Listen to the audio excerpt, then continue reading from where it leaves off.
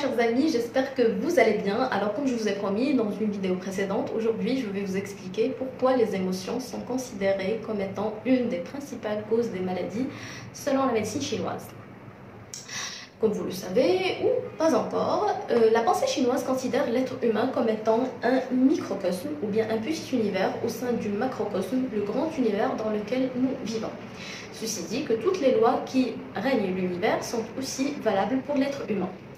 Parmi les théories qui sont très connues en médecine chinoise et dans la pensée chinoise qui interprète très bien cette pensée, c'est la théorie des 5 éléments. C'est quoi cette théorie et quels sont ces 5 éléments? Ce sont les 5 éléments principaux de la nature. Le bois, le feu, la terre, le métal et l'eau. Après, ces 5 éléments sont liés entre eux selon 2 manières ou bien 2 cycles. Il y a le premier cycle qui est le cycle d'engendrement, mère-fils, c'est-à-dire chaque élément donne l'autre, et un deuxième cycle, ce qu'on appelle le cycle de domination.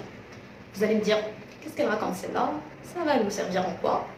Restez juste un petit peu vigilant avec moi, essayez de me supporter parce que vraiment c'est très passionnant, vous allez comprendre par la suite. Alors, le premier cycle d'engendrement, c'est-à-dire chaque élément donne l'autre, c'est-à-dire le bois, par exemple, quand on le brûle, ça donne le feu quand ça se calme, ça donne la terre quand voilà, on creuse dedans, on trouve le métal, etc. Et puis il y a un deuxième cycle, ce qu'on appelle le cycle de domination ou de contrôle-domination, c'est-à-dire que chaque élément, quand ça déborde, ça peut attaquer l'autre. Le bois peut tourner la terre peut absorber l'eau peut éteindre le feu, etc.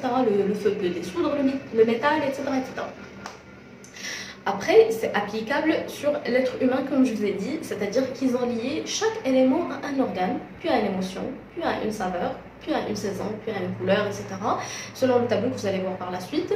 Et ça a d'autres applications dans la médecine chinoise, bien sûr. Après, revenons à nos moutons. Puisque chaque élément peut engendrer ou dominer l'autre, bien sûr, chaque organe qui est lié à cet élément peut aussi dominer ou attaquer l'autre. Et cela s'applique de la manière dont je vais vous expliquer là maintenant, c'est pas facile à dire. Alors, ils ont lié par exemple le foie au bois, la terre à la rate, l'eau au rein, le métal au poumon et le feu au cœur. C'est logique parce qu'il y a toujours du feu dans le cœur. Après, puisque chaque organe est lié à une émotion, quand une émotion déborde, ça peut provoquer une autre. Et c'est ce qu'on va concrétiser grâce à l'exemple que je vais vous donner tout de suite. Bien sûr, vous allez voir dans les photos, un petit peu amusez-vous à cliquer sur la photo, à arrêter la vidéo et voir la photo, comment ça explique bien sûr les éléments, comment ils sont liés et comment ils sont liés aux organes par la suite. L'exemple qui relève surtout de ma pratique quotidienne et qui vraiment explique très bien cette théorie, c'est le problème du côlon irritable. Comment? On se met en colère. La colère, c'est l'émotion qui impacte le foie. Quand on se met en colère, bien sûr, et quand c'est pas libéré, toujours je parle des émotions qui sont réprimées et qui sont pas libérées, et peut nouer ou bloquer l'énergie du foie. Une fois bloqué, bien sûr, et pas libéré par la suite, le foie, qu'est-ce qu'il fait? Qui est lié au bois. Le bois, qu'est-ce qu'il fait? Il tourne la terre. Donc, tant que c'est bloqué, ça peut faire quoi? Ça peut attaquer l'énergie de la rate, qui sont tous les deux dans le même étage. Quand c'est toujours pas bloqué, ça peut retentir sur d'autres organes. Qu'est-ce que ça commence à faire quoi d'abord? L'énergie du foie bloque l'énergie de la rate ou bien absorbe l'énergie de la rate et ça crée une barre énergétique à ce niveau-là. Et c'est là où ça commence des problèmes digestifs. Pourquoi? Parce qu'il y a le tube digestif derrière. Il y a l'estomac, il y a le petit intestin, il y a le gros côlon, etc. Donc ça commence par quoi? On commence par des petits battements au niveau de l'aorte là que mes amis et mes patients qui souffrent du côlon irritable, ils leur apportent en premier ce qu'on appelle le syndrome solaire. Ça peut s'expliquer par la suite par des aigreurs, des indigestions, des constipations chroniques, etc. Quand c'est toujours bloqué et c'est toujours pas libéré par la suite, qu'est-ce que ça donne? La rate, qu'est-ce qu'il fait? Qui est lié à la terre, qu'est-ce qu'elle fait? Elle absorbe l'eau. L'eau, c'est l'élément qui est lié au rein. Et qui est l'émotion qui est liée au rein? C'est la peur.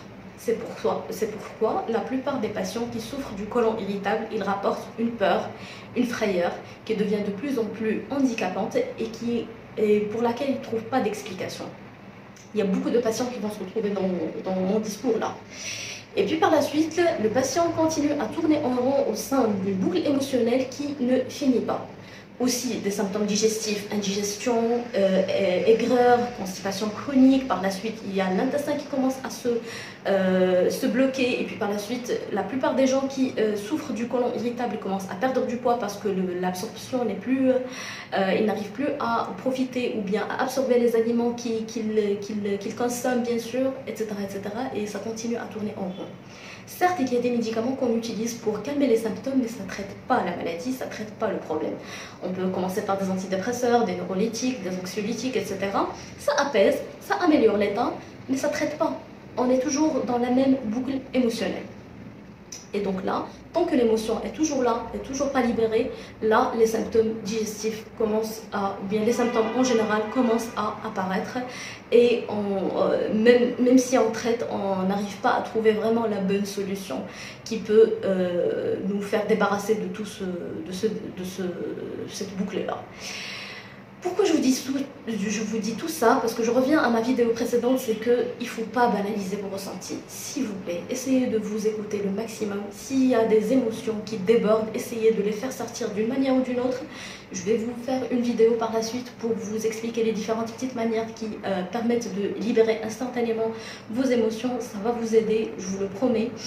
Et essayez d'être à l'écoute de vos ressentis, bien sûr, pour ne pas rentrer dans des tunnels dans lesquels parfois on n'arrive même pas à en sortir et ça devient vraiment très impactant et ça peut durer toute une vie.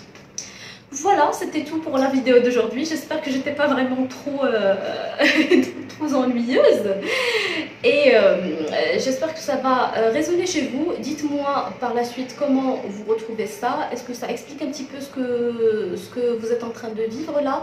Et est-ce qu'il y a des symptômes qui peuvent s'expliquer chez vous de cette manière-là? Donc je vous laisse réfléchir, essayez de voir et de revoir la vidéo pour pouvoir faire un petit peu les liens entre vos émotions et entre vos ressentis, bien sûr.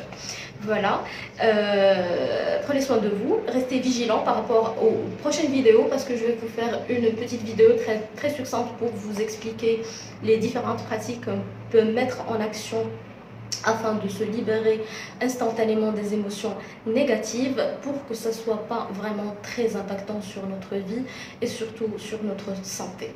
Prenez soin de vous, je vous aime et à très bientôt. Au revoir.